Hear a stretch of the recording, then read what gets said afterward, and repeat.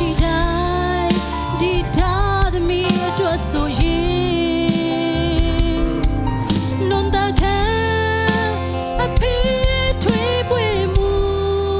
အောင်မနောင်လာမယ်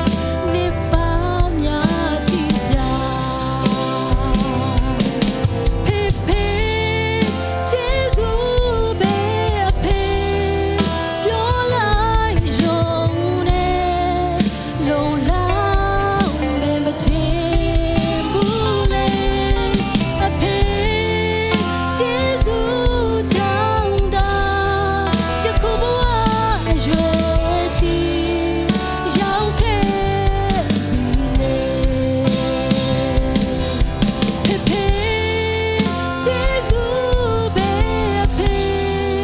ပြောလိုက်ရုံနဲ့လုံလောက်မယ်မထင်ဘူးလေအဖေကျေးဇူးကြောင့်သာယခုဘဝအရွယ်ကြီးရောက်ခဲ့ပြီလေ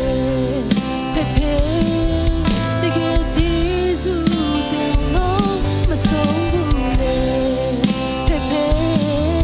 တကယ်ကျေးဇူးတင်လို့မဆုံးဘူးလေပါတဲ့ခင်ပေတော့ပန်ချူဖောက်ပြဟဲ